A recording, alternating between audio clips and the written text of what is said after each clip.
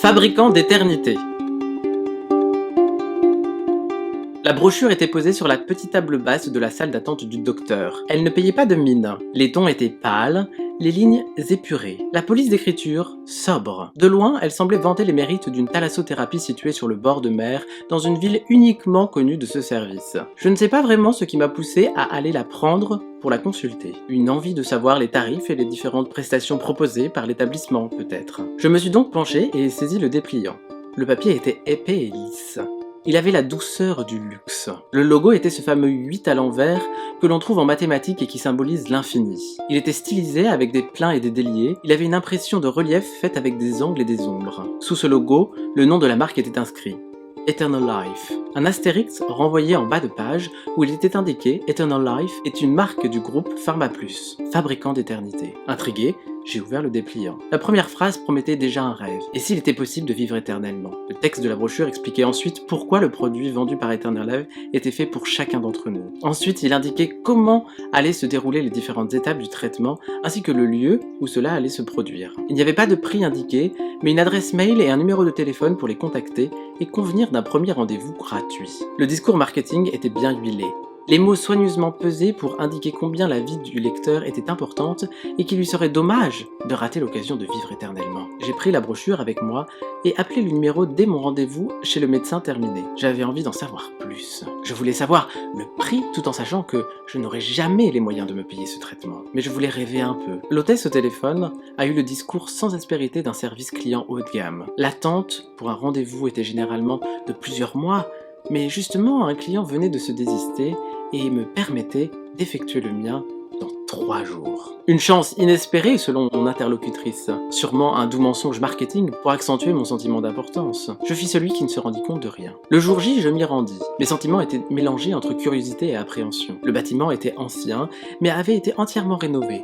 La façade d'un enduit tirant vers le jaune pâle comportait de belles fenêtres en verre. La porte d'entrée était également en ce matériau, renforçant ce sentiment haut de gamme. Le hall d'entrée mêlait habilement l'ancien des murs et le moderne des fournitures. Derrière le comptoir, la réceptionniste tirée à 4 épingles, au chignon sans plis et aux lunettes discrètes, m'accueillit avec un sourire poli. Elle prit mon nom et confirma bien que j'avais rendez-vous et me fit patienter sur les étranges fauteuils design que constituait la salle d'attente. Le docteur n'était pas un homme, contrairement à mes attentes. Elle me fit asseoir dans son vaste cabinet. Elle a répondu à toutes mes questions. Son discours parfaitement huilé ne semblait pas forcé pour autant.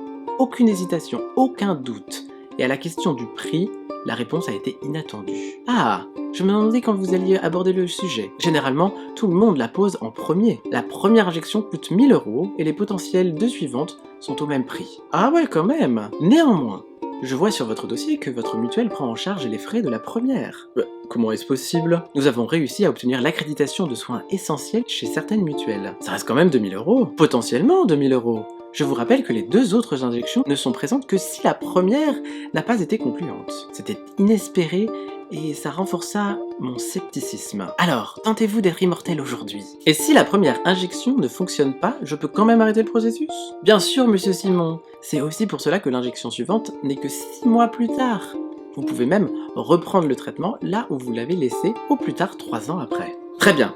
Tentons alors, si cette première injection est gratuite. Je ne saurai jamais ce qui m'a décidé à franchir le pas. Vous verrez, tout va bien se passer. La piqûre a été indolore. J'ai ensuite pris congé, non sans convenir de la date du second rendez-vous de vérification. Et lorsque je me suis présenté 6 mois après, avec des questions plus grandes encore que la première fois, car visiblement, le traitement avait fonctionné, les locaux étaient vides. Le numéro renvoyait à une entreprise de carrosserie, la société, comme le groupe pharmaceutique, avait littéralement disparu. Je n'ai jamais réussi à en trouver la moindre trace. Ça fait maintenant 2 siècles que j'étais sans nouvelles, sans même savoir si d'autres personnes avaient bénéficié du programme Eternal Life. Depuis, j'erre sur le monde à la recherche de mes potentiels semblables, obligé de me cacher et de me sustenter du sang chaud de mes victimes.